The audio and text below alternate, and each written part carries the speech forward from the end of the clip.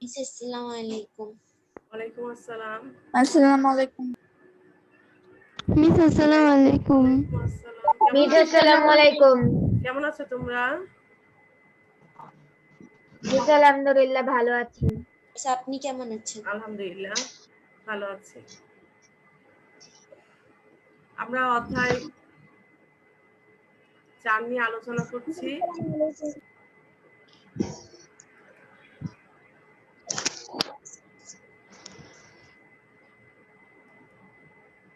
আচ্ছা, তোমাদের নাজনীন নাহার শুনতে পাচ্ছ?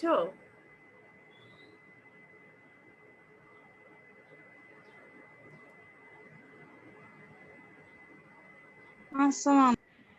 ওয়ালাইকুম আসসালাম।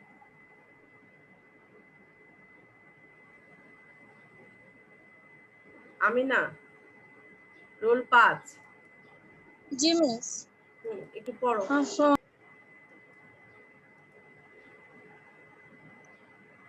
বৃহৎ শিল্প চিনি, সিমেন্ট, সার, রেল, ইঞ্জিনিয়ারিং, বিদ্যুৎ প্রভৃতি বৃহৎ শিল্প। এসব শিল্প প্রতিষ্ঠানে প্রচুর মূলধন, দক্ষ শ্রমিক ও কারিগর, প্রকৌশলী, বিশেষজ্ঞ ও অভিজ্ঞ ব্যবস্থাপকের প্রয়োজন হয়। এসব শিল্পের উৎপাদন ক্ষমতাও অনেক বেশি। দেশের চাহিদা মিটিয়ে উৎপাদিত সামগ্রীর একটা অংশ বিদেশে রপ্তানি হয়। জাতীয় অর্থনীতিতে এ ধরনের বৃহৎ শিল্পের গুরুত্ব অপরিসীম। দেশের অর্থনৈতিক একটু থামো, দেখো, ধন্যবাদ। দেখো, পাট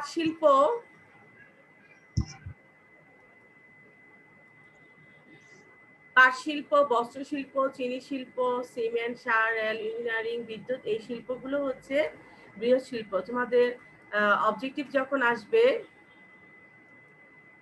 কিছু ক্ষুদ্র শিল্প, কিছু কুটির শিল্প এরকম দিয়ে, আবার কিছু বৃহৎ শিল্প, এরকম অপশন থাকলো যে কোনটি বৃহৎ শিল্পের উদাহরণ, তাহলে তোমাদের ওয়ালাইকুম আসসালাম, তাহলে তোমাদের এই শিল্পগুলো সম্পর্কে, মানে এই শিল্পের নামগুলো সম্পর্কে তোমাদের জানতে হবে এবং কোন কোন বৈশিষ্ট্যের ভিত্তিতে কিংবা কি কারণে শিল্পগুলোকে আমরা ভাগ করেছি বিভিন্ন ভাগে, আমরা আজকে ক্লাসে সেগুলো জানবো। শিল্প প্রতিষ্ঠানে দেখো, এখানে মূলধন শিল্প প্রতিষ্ঠানে কি পরিমাণ মূলধন লাগবে, দক্ষ শ্রমিক ও কারিগর, প্রকৌশলী, বিশেষজ্ঞ ও অভিজ্ঞ ব্যবস্থাপকের প্রয়োজন হয়। শিল্প উৎপাদন ক্ষমতা অনেক বেশি। দেশের চাহিদা মিটিয়েও উৎপাদিত সামগ্রীর একটা অংশ কি করে, বিদেশে রপ্তানি করা হয় বিদেশে। জাতীয় অর্থনীতিতে এই ধরনের বৃহৎ শিল্পের গুরুত্ব অপরিসীম। দেশে অর্থনৈতিক মেরুদণ্ড হিসেবে কাজ করছে এই শিল্পগুলো।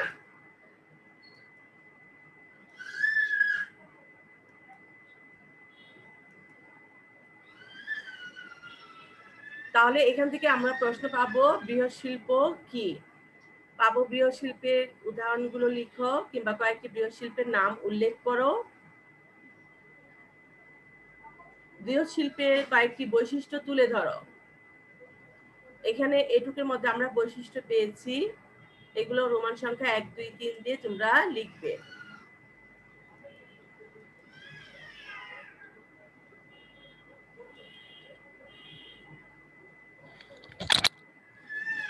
মিস আসসালামু আলাইকুম। ওয়ালাইকুম আসসালাম।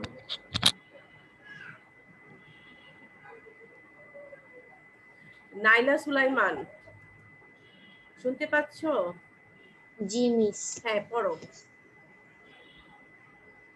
মাঝারি শিল্প, স্ক্রিনে দেখতে পাচ্ছ? জি মিস। পড়ো।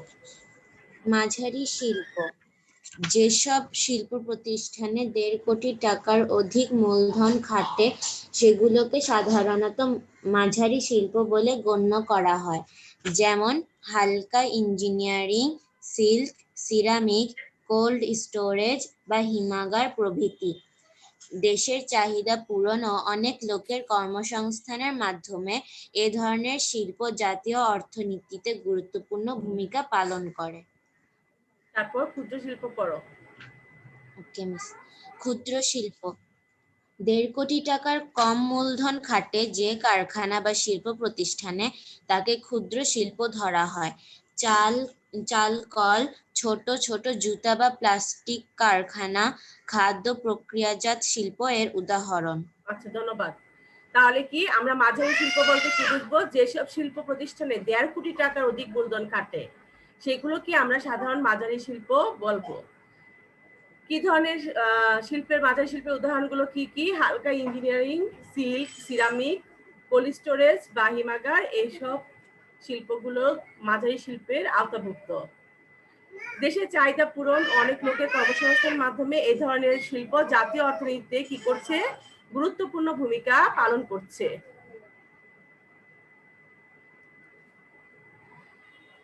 তাহলে এখান থেকে আমরা কি প্রশ্ন পাবো? মাঝারি শিল্প কি? মেয়েরা আমার কথা শুনতে পাচ্ছ? জি মিস। জি আচ্ছা, মিস। ক্ষুদ্র শিল্প হচ্ছে 1.5 কোটি টাকার মিস। কম মূলধন খাটে যে কারখানা বা শিল্প প্রতিষ্ঠান তাকে কি বলা হচ্ছে? ক্ষুদ্র শিল্প। ক্ষুদ্র শিল্প কোন ধরনের শিল্পকে মানে বলা হচ্ছে ক্ষুদ্র শিল্প? আমি আবারও বলছি, টাকার পরিমাণ কত? মূলধনের পরিমাণ হবে 1.5 কোটি টাকার কম। চালকল, ছোট ছোট জুতা বা প্লাস্টিক কারখানা, খাদ্য প্রক্রিয়াজাত শিল্প এই ধরনের ক্ষুদ্র শিল্পের উদাহরণ। আফরা, শুনতে পাচ্ছ? জি মিস। হ্যাঁ, কুটির শিল্পটা বলো মা। ক্ষুদ্র শিল্প 1.5 কোটি টাকার কুটির কম শিল্প, আফরা, কুটির শিল্প। কুটির শিল্প। আচ্ছা, কুটির শিল্প এই শিল্পে উৎপাদন ও বিপণনের কাজটি প্রধানত মালিক নিজে বা তার পরিবারের সদস্যরাই করে থাকেন। আমাদের দেশে তাঁত বস্ত্র, মাটির তৈরি জিনিসপত্র, বাঁশ, বেত ও কাঠের কাজ, শাড়ি বা মিষ্টির প্যাকেট, আগরবাতি ইত্যাদি কুটির শিল্পের কয়েকটি উদাহরণ। বাংলাদেশের মতো বৃহৎ জনসংখ্যা ও শিল্পের অনগ্রসর একটি দেশে অসংখ্য মানুষের কর্মসংস্থান ও স্বনির্ভরতা অর্জনের সুযোগ করে দিয়ে কুটির শিল্প জাতীয় অর্থনীতিতে মূল্যবান অবদান রাখছে। ধন্যবাদ আফরা। তাহলে কুটির শিল্পটা কি? আমরা মাঝারি শিল্পের যে মূলধনটা সেটা হচ্ছে 1.5 কোটি টাকার বেশি হতে হবে, আর ক্ষুদ্র শিল্পের মূলধনের পরিমাণ আমরা জেনেছি যে 1.5 কোটি টাকার কম হতে হবে। আর কুটির শিল্পে এখানে কি বলা হচ্ছে যে নিজের পরিবারের সদস্যদের নিয়ে, নিজে কিংবা নিজের পরিবারের সদস্যদের নিয়ে যে কর্মসংস্থানের ব্যবস্থা করা হয়, এটি কুটির শিল্পের একটি উদাহরণ। মানে পরিবারের সদস্যরা এখানে থাকবে, মালিক নিজে এবং তার পরিবারের সদস্যরাই। আমাদের দেশে সাধারণত তাঁত বস্ত্র, মাটির তৈরি জিনিসপত্র, বাঁশ, বেত ও কাঠের কাজ, শাড়ি বা মিষ্টির প্যাকেট, আগরবাতি ইত্যাদি কুটির শিল্পের উদাহরণ। আসলে আমরা আত্মকর্মসংস্থান নাম শুনেছো তোমরা? আত্মকর্মসংস্থান মেয়েরা শুনেছো? আত্ম অর্থ নিজ, কর্মসংস্থান হচ্ছে কাজের ব্যবস্থা করা। আত্মকর্মসংস্থান কি? নিজের কাজের ব্যবস্থা করা। সাধারণত এইসব কুটির শিল্পের মাধ্যমে বাংলাদেশে আত্মকর্মসংস্থান হচ্ছে। অনেক বেকার যুবকরা নিজেরা নিজেদের কি করছে? কর্মসংস্থানের ব্যবস্থা করছে এবং নিজে এবং পরিবারের সদস্যরা মিলে সাধারণত কি করে? কুটির শিল্পগুলো গড়ে তোলে।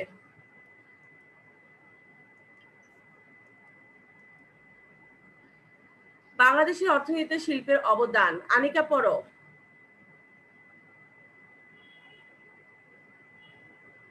বাংলাদেশের অর্থনীতিতে শিল্পের অবদান। নগরের বিস্তার ও মানুষের জীবন মান বৃদ্ধির ফলে পৃথিবীর অন্যান্য দেশের মতো বাংলাদেশেও শিল্পের ভূমিকা ক্রমে গুরুত্বপূর্ণ হয়ে উঠেছে। খাদ্য, বস্ত্র, ওষুধের মতো জিনিসগুলো তো বটেই। জ্বালানি, বিদ্যুৎ, গৃহ নির্মাণ সামগ্রী ছাড়া আমাদের জীবন আজ অচল। আর এগুলো আমরা কোনো না কোনো শিল্প থেকে পেয়ে থাকি।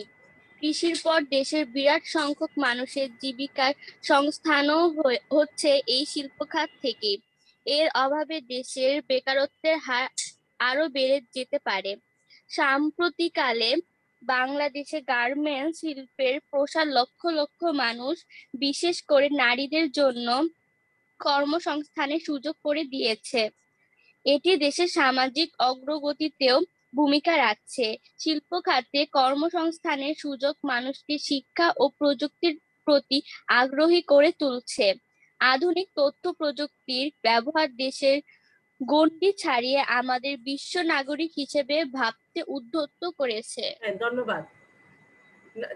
নগরের বিস্তার মানুষের জীবনমান বৃদ্ধির ফলে পৃথিবীর অন্যান্য দেশের মতো বাংলাদেশেও কি হচ্ছে, শিল্পের ভূমিকা ক্রমেই বেড়েছে। খাদ্য, বস্ত্র, ওষুধের মতো জিনিসগুলো তো বটেই, জ্বালানি, বিদ্যুৎ কিংবা গৃহ নির্মাণ সামগ্রী ছাড়াও আমাদের জীবন আজ কি অচল। মানে বিদ্যুৎ যদি না থাকে, জ্বালানি না থাকে, তাহলে আমরা কল্পনাই করতে পারি না। এতে কি হচ্ছে, মোট কথা আমাদের জীবন কি অচল হয়ে পড়ে। আর এগুলো আমরা কোনো না কোনো শিল্প থেকেই পেয়ে থাকি। কৃষির পর দেশের বিরাট সংখ্যক মানুষ কি করছে, জীবিকা সংস্থানও হচ্ছে এই শিল্প খাত থেকে। তার মানে আমাদের দেশের প্রধান খাত হচ্ছে কৃষি, এবং এখন এই কৃষির সাথে সাথে কি করছে, শিল্পগুলো ভূমিকা রাখছে মানুষের জীবিকা সংস্থানের ক্ষেত্রে। এরভাবে দেশে বেকারত্বের হার আরো বেড়ে যেত।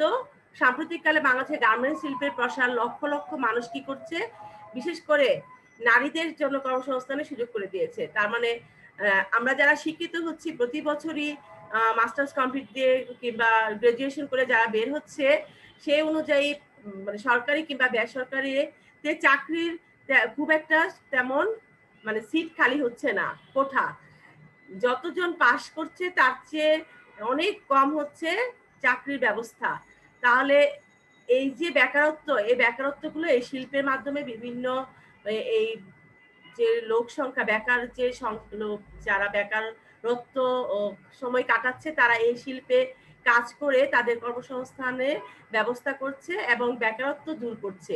এটি দেশের সামাজিক অগ্রগতিতেও কি করছে, ভূমিকা রাখছে। শিল্প খাতে কর্মসংস্থানের সুযোগ কি করছে, মানুষের শিক্ষা ও প্রযুক্তির প্রতি কি করছে, আগ্রহ করে তুলছে। আধুনিক তথ্য প্রযুক্তির ব্যবহার দেশের গণ্ডি ছাড়িয়ে আমাদের বিশ্ব নাগরিক হিসেবে ভাবতে কি করছে, উদ্বুদ্ধ করছে। প্রযুক্তি যে কি অবস্থা সেটা আমরা এখন ইনস্ট্যান্ট ক্লাসে বসেই বুঝতে পারছি। আমি আমার বাসায়, তোমরা তোমাদের বাসায়, কিন্তু আমরা ঠিকই আমাদের ক্লাসে কার্যক্রম চালিয়ে যাচ্ছি। এটা শুধুমাত্র প্রযুক্তির মাধ্যমেই সম্ভব হয়েছে। মনিকা বলো, বাংলাদেশের শিল্পের ভবিষ্যৎ সম্ভাবনা। বাংলাদেশের শিল্পের ভবিষ্যৎ সম্ভাবনা। বাংলাদেশ একটি শিল্প সম্ভাবনাময় দেশ। এর রয়েছে বিশাল জনসম্পদ। এখানে অপেক্ষাকৃত কম মজুরিতে দক্ষ ও অদক্ষ উভয় ধরনের প্রচুর শ্রমিক পাওয়া যায়। ফলে বিদেশে বিনিয়োগকারীরা এদেশে শিল্প স্থাপন ও বিনিয়োগ করতে আগ্রহী হন। গার্মেন্টস শিল্প এর একটি বড় উদাহরণ। বিভিন্ন বিদেশি কোম্পানি বাংলাদেশে এককভাবে ও যৌথ অংশীদারিত্ব গার্মেন্টস কারখানা স্থাপন করেছে। এদেশে তৈরি পোশাক আজ বিশ্বের বাজারে সমাদৃত হচ্ছে।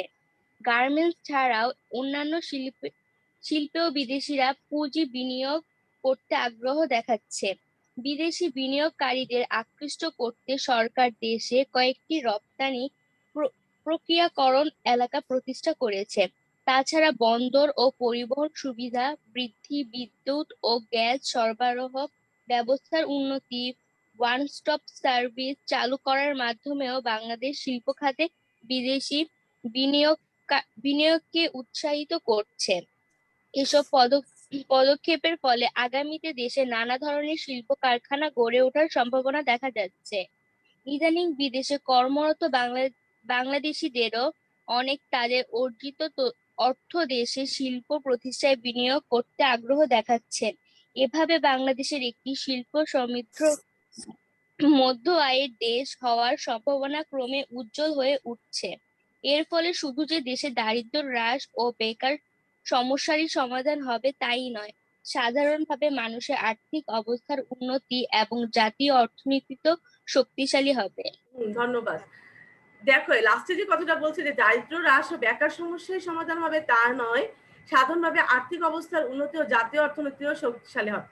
স্বাভাবিক। ধরো যদি তুমি বেকার থাকো তাহলে তোমার আর্থিক অবস্থার উন্নতি ঘটবে না। যখন তোমার এই বেকারত্বের সমাধান হবে তখনই কিন্তু আর্থিক অবস্থার উন্নয়ন ঘটবে। তার মানে একটার সাথে কি আরেকটা সম্পর্ক রয়েছে। এবং পাশাপাশি কি হবে, যখন একজন ব্যক্তি আর্থিক অবস্থার উন্নতি হবে তাহলে সাথে সাথে কি হবে, জাতীয় অর্থনীতিও তখন কি হবে, শক্তিশালী হবে। প্রশ্ন আসতে পারে, বাংলাদেশ কোন ধরনের সম্ভাবনাময় দেশ? বাংলাদেশ শিল্প সম্ভাবনাময় দেশ। বাংলাদেশে বিশাল যে সম্পদ সেটি কি রয়েছে, জনসম্পদ। এখানে অপেক্ষাকৃত কি পাওয়া যায়? কম মজুরিতে দক্ষ অদক্ষ উভয় ধরনের প্রচুর শ্রমিক পাওয়া যায়। ফলে বিদেশি বিনিয়োগকারীরা এদেশে শিল্প স্থাপনে ও বিনিয়োগ করতে আগ্রহী হয়। তাহলে প্রশ্ন হতে পারে, বিদেশি বিনিয়োগকারীদের এই দেশে শিল্প স্থাপনের আগ্রহ হওয়ার প্রধান কারণ কোনটি? এখানে প্রধান কারণ হবে কম মজুরিতে দক্ষ অদক্ষ উভয় ধরনের প্রচুর শ্রমিক পাওয়া যায়। এটি হচ্ছে প্রধান একটি কারণ। গ্রামীণ শিল্পের একটি বড় উদাহরণ, বিভিন্ন বিদেশি কোম্পানিগুলো কি করছে? বাংলাদেশে এককভাবে কিংবা যৌথভাবে অংশদারিত্বের গার্মেন্টস কারখানা স্থাপন করছে। হয়তো বা বিদেশিরা এখানে এককভাবে স্থাপন করছে কিংবা যৌথ অংশীদারিত্বের মাধ্যমে স্থাপন করছে। মানে বাংলাদেশেও আছে পার্টনার, আবার বিদেশ, দুই দেশ মিলে পার্টনারে ব্যবসা করছে। এদেশে তৈরি পোশাক আজ বিশ্বের বাজারে কি হচ্ছে? সমাদৃত হচ্ছে। গার্মেন্টস ছাড়া আমাদের দেশের শিল্পে বিদেশিরা পুঁজি বিনিয়োগ করতে আগ্রহ দেখাচ্ছে। বিদেশি বিনিয়োগকারীদের আকৃষ্ট করতে সরকার দেশে কয়েকটি রপ্তানি প্রক্রিয়াকরণ এলাকা প্রতিষ্ঠা করেছে। তাছাড়া বন্দর ও পরিবহন সুবিধা বৃদ্ধি, বিদ্যুৎ ও গ্যাস সরবরাহ ব্যবস্থার উন্নতি, ওয়ান স্টপ সার্ভিস চালু করার মাধ্যমেও সরকার শিল্প খাতে বিদেশি বিনিয়োগকে উৎসাহিত করেছে। এইসব পদক্ষেপের ফলে তার মানে সরকার কি কি পদক্ষেপ নিয়েছে এগুলা রোমান সংখ্যা 1, 2, 3 দিয়ে এখান থেকে নিবে। এইসব পদক্ষেপের ফলে আগামীতে দেশে নানা ধরনের শিল্প কারখানা গড়ে ওঠার সম্ভাবনা কি হচ্ছে? দেখা যাচ্ছে। ইদানিং কি হচ্ছে? বিদেশে কর্মরত বাংলাদেশিরাও অনেকে তাদের অর্জিত অর্থ দেশের শিল্প প্রতিষ্ঠানে বিনিয়োগ করতে আগ্রহ দেখাচ্ছেন। অর্থাৎ যারা বিদেশে আছে তারা যে ওইখানে মানে কাজ করে যে অর্থ উপার্জন করছে, তাদের সেই উপার্জিত অর্থটাও এই দেশে বিনিয়োগ করতে আগ্রহী হচ্ছে। এভাবে বাংলাদেশে একটি শিল্প সমৃদ্ধ মধ্য আয়ের দেশ হওয়ার সম্ভাবনা ক্রমে কি হচ্ছে? উজ্জ্বল হয়ে উঠছে। এই জন্যই বলা হচ্ছে যে শুধু যে দারিদ্র আর বেকারত্বের সমস্যা সমাধান হবে তা না, আর্থিক অবস্থার উন্নতির সাথে সাথে জাতীয় অর্থনীতিও শক্তিশালী হবে। দেখো এখানে কাজ, ক্ষুদ্র মাঝারি বৃহৎ কিংবা কুটির শিল্পের যে কোনো এক ধরনের শিল্পের নাম উল্লেখ করে বাংলাদেশের অর্থনীতিতে তার গুরুত্ব ব্যাখ্যা করো। বাংলাদেশের ভবিষ্যৎ শিল্প সম্ভাবনা সম্পর্কে সংক্ষেপে লিখো। তোমরা নিজেদের মতো করে এই দুটি কাজ লিখবে। আজকে হচ্ছে আমাদের কত তারিখ? আজকে মানে নেক্সট সপ্তাহে মানে বুধবারে আমাদের ক্লাস আছে। তোমরা বৃহস্পতি শুক্র 2 দিন সময় পাবে, শনিবারে পাঠাবে। এই কাজ দুটি করে শনিবারে পাঠাবে। বুঝতে পেরেছ? 1 নম্বর কাজের জন্য 15টা বাক্য, 15টা বাক্যের বেশি লিখবে না। 2 নম্বর কাজের জন্য 15টা বাক্যের বেশি লিখবে না। 15টা বাক্যের মধ্যেই সুন্দর করে গুছিয়ে লেখার চেষ্টা করবে। কথা বুঝতে পেরেছ? মিস, আপনি যে আগের সপ্তাহে SW দিয়েছিলেন সেটা আমি পাঠাতে পারিনি, কিন্তু লিখেছি। আপনাকে কি এখানে দেখাতে পারবো? আচ্ছা, এখানে না, আমি যখন সমাধান করব তোমরা মিলিয়ে নিবে। আর আজকের এই কাজ দুটো বৃহস্পতি শুক্র 2 দিন বন্ধ আছে, তোমরা এই দুটি কমপ্লিট করে শনিবারে দিবে। আর 15টা বাক্যের বেশি না, 15টা বাক্যের মধ্যে সুন্দর করে গুছিয়ে লিখবে। আমার কথা বুঝতে পেরেছো সবাই? জি মিস। এটি তোমাদের বাড়ির কাজ থাকলো, এই দুটি, 1 কাজ 1 আর 2।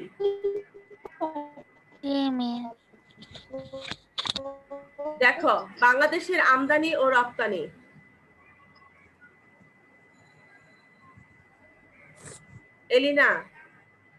এলিনা শুনতে পাচ্ছ? জি মিস। এলিনা,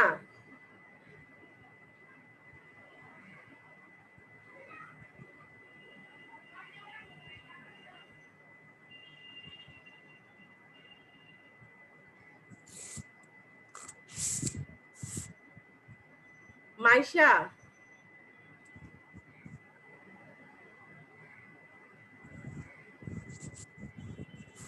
ঠিক আছে, তোমাদের মধ্যে কে বলতে পারবে? বলো, কে পড়তে চাও?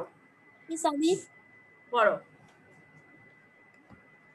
সাধারণত কোনো দেশে তার চাহিদার সমস্ত জিনিস নিজেরা উৎপাদন করতে পারে না, অন্য দেশ থেকে কিছু কিছু জিনিস তাকে আমদানি করতে হয়। একইভাবে দেশের চাহিদা মিটিয়ে উৎপাদিত পণ্যের একটা অংশ বিদেশে রপ্তানি করা হয়। যে দেশে যে সামগ্রী প্রচুর পরিমাণে উৎপন্ন হয় সাধারণত সেগুলি বিদেশে রপ্তানি করা হয়। এভাবে বিদেশে পণ্য রপ্তানি করে অর্জিত বৈদেশিক মুদ্রা যেমন বিদেশ থেকে পণ্য আমদানিতে ব্যয় করা যায়, তেমনি দেশের উন্নয়নেও কাজে লাগে। বিদেশ থেকে পণ্য আমদানি এবং বিদেশে পণ্য রপ্তানি করার নামই বৈদেশিক বাণিজ্য। যে কোনো দেশের অর্থনীতিকে বৈদেশিক বাণিজ্যের একটি গুরুত্বপূর্ণ ভূমিকা রয়েছে। আধুনিক বিশ্বে বৈদেশিক বাণিজ্যের সুযোগ অনেক বেড়েছে। কোনো দেশেই আজ তার চাহিদার সমস্ত জিনিস নিজেরা উৎপাদন করার কথা ভাবে না, বরং দেশের আচ্ছা, ঠিক অর্থনীতিতে আছে, ধন্যবাদ। ধন্যবাদ। দেখো এখানে সাধারণত কোনো দেশে, এটা তো আমরা নিজেরাই বুঝতে পারি, কোনো দেশে মানে চাহিদার সমস্ত জিনিস নিজেরা উৎপাদন করতে পারে না, অন্য দেশের উপর কি করতে হয়, নির্ভর করতে হয়। আবার যে দেশে চাহিদা মিটিয়ে তারপর অতিরিক্ত যখন থাকে তখন সেটা সে অন্য দেশে কি করে, রপ্তানি করে। এটাই বলা হচ্ছে যে দেশের চাহিদা মিটিয়ে উৎপাদিত পণ্যের একটা অংশ বিদেশে রপ্তানি করা হয়। যে দেশে যে সামগ্রী প্রচুর পরিমাণে উৎপন্ন হয় সাধারণত সেগুলো বিদেশে রপ্তানি হয়ে থাকে। বিদেশে রপ্তানি করে অর্জিত বৈদেশিক মুদ্রা যেমন বিদেশ থেকে পণ্য আমদানিতে ব্যয় করা হয়, তেমনি দেশের উন্নয়নেও কাজে লাগে। তার মানে কি, যখন কোনো পণ্য বিদেশে রপ্তানি করা হয়, সেই রপ্তানি করার ফলে যে বৈদেশিক মুদ্রাটা অর্জন করা হয়, সেই অর্জিত বৈদেশিক মুদ্রা কি কাজে লাগে? একটি কাজে লাগে পণ্য আমদানিতে, যখন আবার কোনো কিছু আমরা অন্য দেশ থেকে পণ্য নিয়ে আসি সেই ক্ষেত্রে পণ্য আমদানি ব্যয়ে, আরেকটি কি, দেশের উন্নয়নে। তোমাদের বহু নির্বাচনী প্রশ্ন থাকতে হবে রোমান সংখ্যা 1 দিয়ে পণ্য আমদানি, রোমান সংখ্যা 2 হচ্ছে দেশের উন্নয়নে। তাহলে এখান থেকে আমরা এই অপশন 1 আর 2 এভাবে আমরা সঠিক উত্তরটি নির্ণয় করতে পারবো। বিদেশ থেকে পণ্য আমদানি এবং বিদেশে পণ্য রপ্তানি করার নামই হচ্ছে বৈদেশিক বাণিজ্য। জ্ঞানমূলক কোশ্চেন, বৈদেশিক বাণিজ্য কি? যে কোনো দেশের অর্থনীতিতে বৈদেশিক বাণিজ্যের গুরুত্বপূর্ণ ভূমিকা রয়েছে। বিশ্বে বৈদেশিক বাণিজ্যের সুযোগ এখন অনেক বেড়েছে। এর মাঝে একটু বলে নেই, আফরা আজকে অ্যাটেন্ডেন্সটা স্ক্রিনশট দিয়ে পাঠিয়ে দিও। গত সপ্তাহেরটা মনে হয় দাওনি। মিস দিয়েছি তো। কি জানি, আমি মানে চেক করলাম, তাহলে মনে হয় ভালোভাবে চেক করা হয়নি। ঠিক আছে, তাহলে আমি দেখে নিব। আর প্লিজ প্রতি সপ্তাহে অ্যাটেন্ডেন্সটা মা পাঠিয়ে দিবে। ধন্যবাদ। তারপর দেখো এখন কে পড়বে বলো।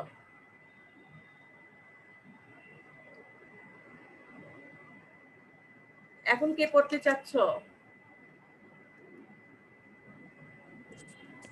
আমি পড়ি। কে নাম বলো? মিস শাকিরা শাজনীন। বলো। কথা মিস বাংলাদেশে আমদানি পণ্য সামগ্রী থেকে পড়বো নাকি কথা বিবেচনা? এই যে বরং দেশের অর্থনীতির কথা বিবেচনা করে, হ্যাঁ কথা বিবেচনা করে যে পণ্যটা আমদানি বা যে পণ্যটি রপ্তানি করা সহজ ও লাভজনক তাই করা হয়। একটি পরিকল্পনা ও নীতির আওতায় কাজটা করা হয়। বিভিন্ন দেশের মধ্যে পারস্পরিক চুক্তির আওতায় এই আমদানি রপ্তানি অর্থাৎ বৈদেশিক বাণিজ্যিক কার্যক্রম পরিচালিত হয়। আর এই বাণিজ্যিক কার্যক্রম তদারকি, নিয়ন্ত্রণ বা বাণিজ্য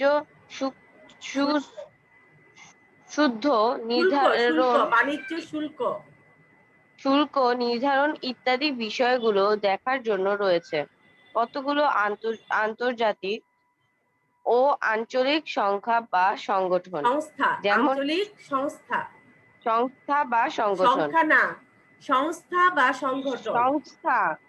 সংস্থাই বলছি। আচ্ছা ঠিক আছে, বলো।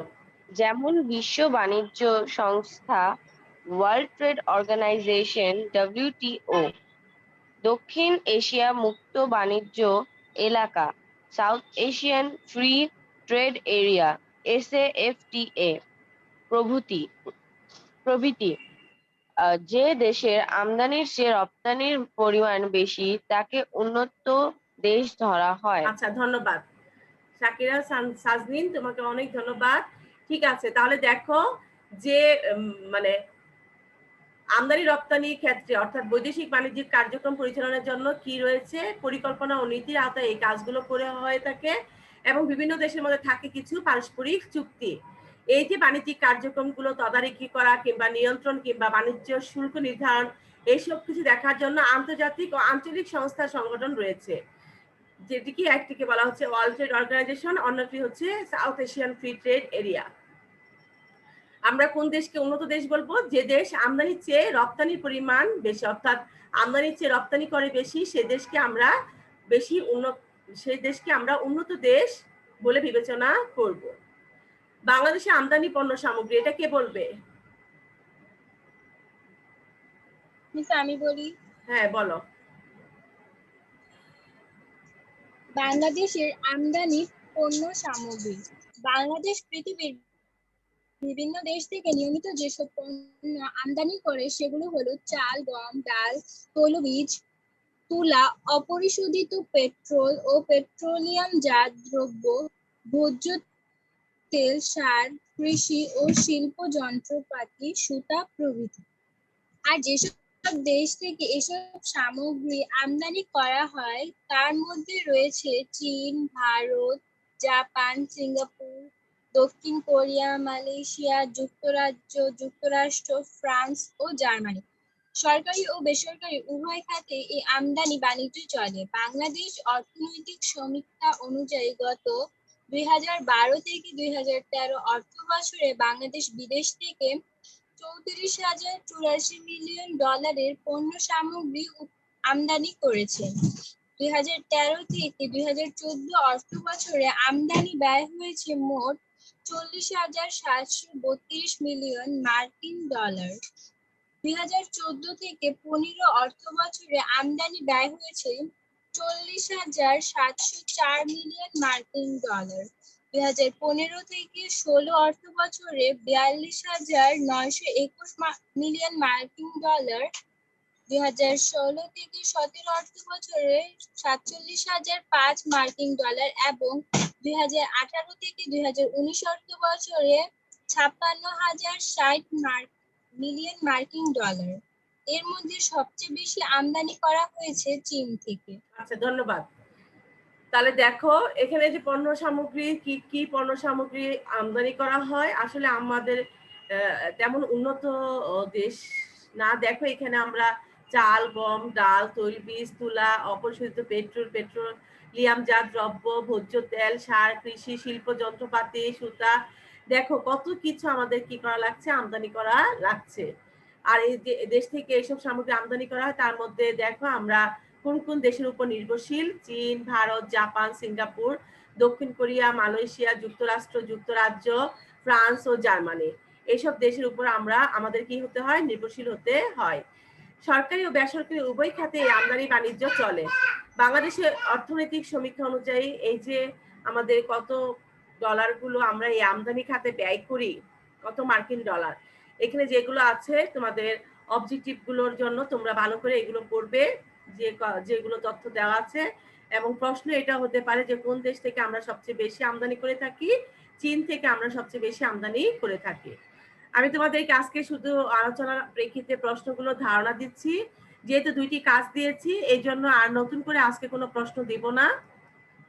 আজকে শুধু এইটুকু আলোচনা করেছি, নেক্সট ক্লাসে আর বাকিটুকু আলোচনা করে তারপর তোমাদের কোশ্চেন দিব। এখন হচ্ছে গত ক্লাসে যে বাড়ির কাজ দিয়েছিলাম সেই বাড়ির কাজগুলো একটু দেখতে হবে তোমাদের। তোমরা যারা করেছো খাতাটা সামনে রাখো, আর যারা করোনি তারা লিখে নাও।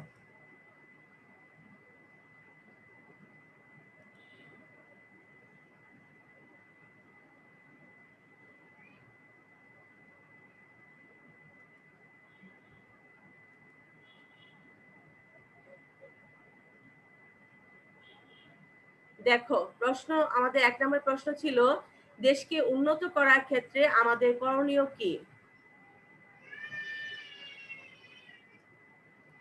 আমাদের প্রশ্ন, দেশকে উন্নত করার ক্ষেত্রে আমাদের করণীয় কি?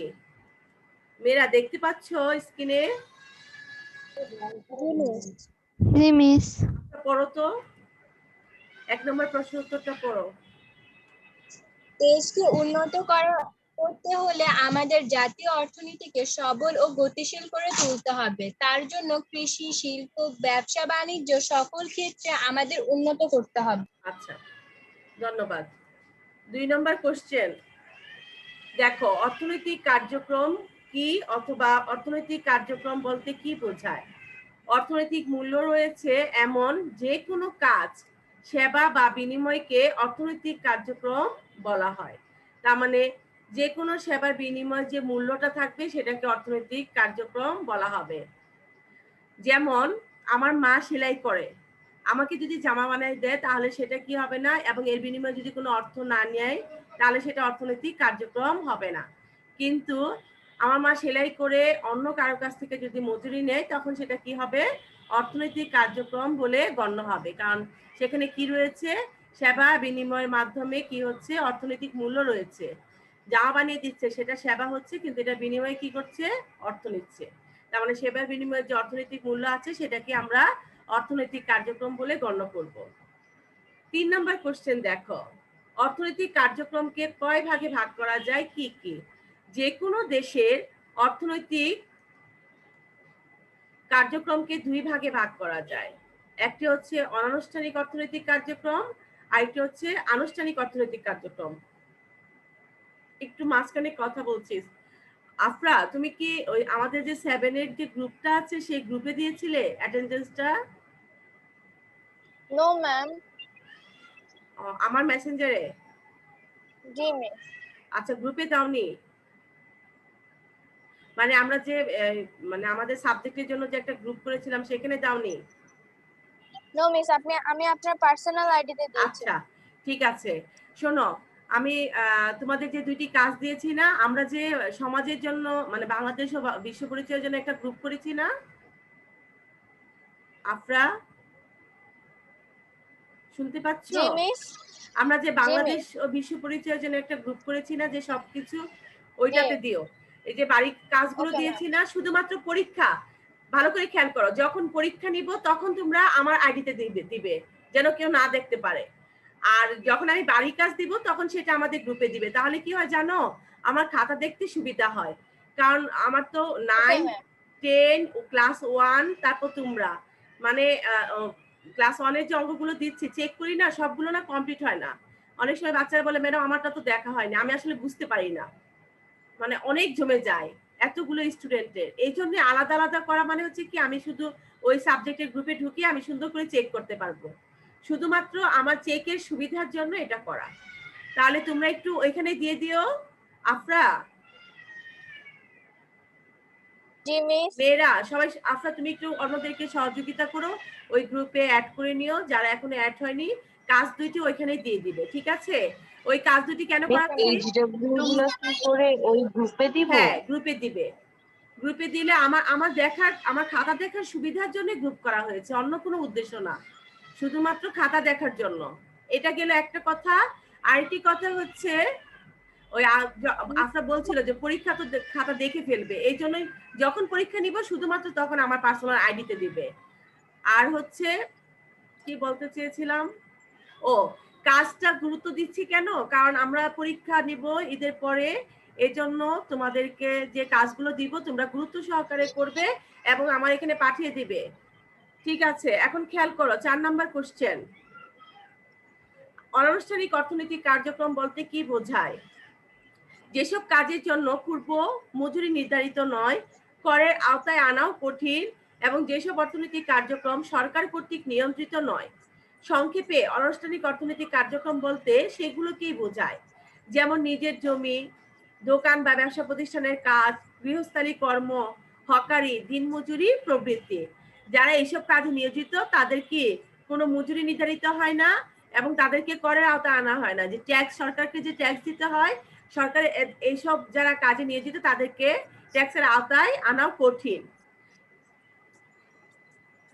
এই জন্য, এবং অর্থনৈতিক কার্যক্রম সরকার কর্তৃক নিয়ন্ত্রিতও নয়, এগুলো সরকার নিয়ন্ত্রণ করে না। এই কার্যক্রমগুলোকে বলা হচ্ছে অনানুষ্ঠানিক অর্থনৈতিক কার্যক্রম। তারপর দেখো 5 নাম্বার কোশ্চেন। 5 নাম্বার কোশ্চেন বলা হচ্ছে কোনটিকে অর্থনীতির প্রথাগত খাত বলে? অনুন্নত বা উন্নয়নশীল দেশের বেশিরভাগ অর্থনৈতিক কার্যক্রম অনানুষ্ঠানিক অর্থনৈতিক কার্যক্রমের মাধ্যমেই হয়ে থাকে। অতীতকাল থেকে চলে আসছে বলে অনানুষ্ঠানিক অর্থনৈতিক কার্যক্রমকে অর্থনীতির প্রথাগত খাত বলে। তোমরা কি সবাই লিখতে পাচ্ছ? মেয়েরা? আচ্ছা, আর যারা লিখেছে তারা একটু মিলিয়ে নাও। যদি একটু কারেকশন করা লাগে তাহলে একটু এরো চিহ্ন দিয়ে কারেকশন করে নাও। তারপর দেখো 6 নম্বর কোশ্চেন। বাংলাদেশের মানুষের জীবিকার প্রধান উৎস কোনটি? বাংলাদেশের মানুষের জীবিকার প্রধান উৎস কৃষি। কোন আমল থেকে বাংলাদেশে শিল্প বা কারখানা গড়ে উঠতে থাকে? ব্রিটিশ আমল থেকে বাংলাদেশে শিল্প বা কারখানা গড়ে উঠতে থাকে। 8 নম্বর কোশ্চেন।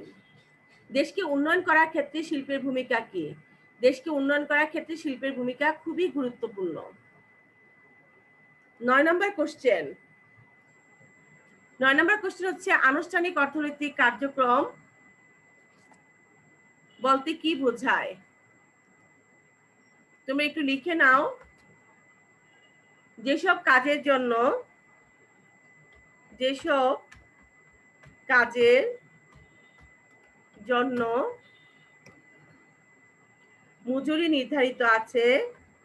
মজুরি নির্ধারিত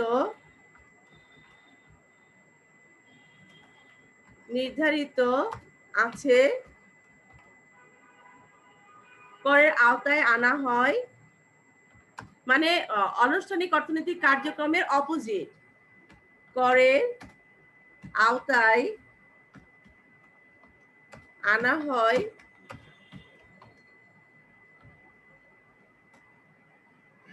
এবং যেসব অর্থনৈতিক কার্যক্রম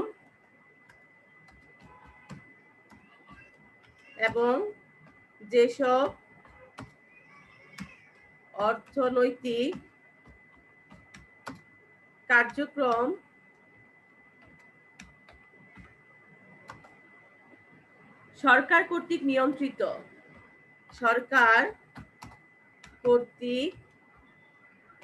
নিয়ন্ত্রিত,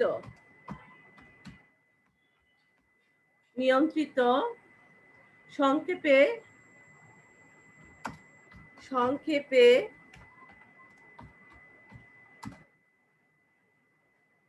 আনুষ্ঠানিক অর্থনৈতিক কার্যক্রম বলতে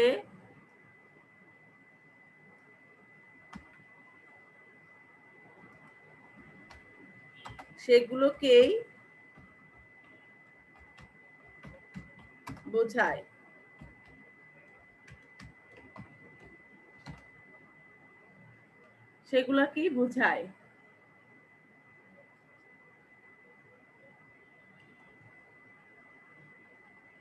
আমি আবার বলছি, যেসব কাজের জন্য মজুরি নির্ধারিত আছে, করের আওতায় আনা হয় এবং যেসব অর্থনৈতিক কার্যক্রম সরকার কর্তৃক নিয়ন্ত্রিত, সংক্ষেপে আনুষ্ঠানিক অর্থনৈতিক কার্যক্রম বলতে সেগুলোকেই বোঝায়। শিল্প প্রতিষ্ঠানকে কিসের উপর ভিত্তি করে ভাগ করা হয়? কিসের উপর ভিত্তি করে? মূলধন, শ্রমিকের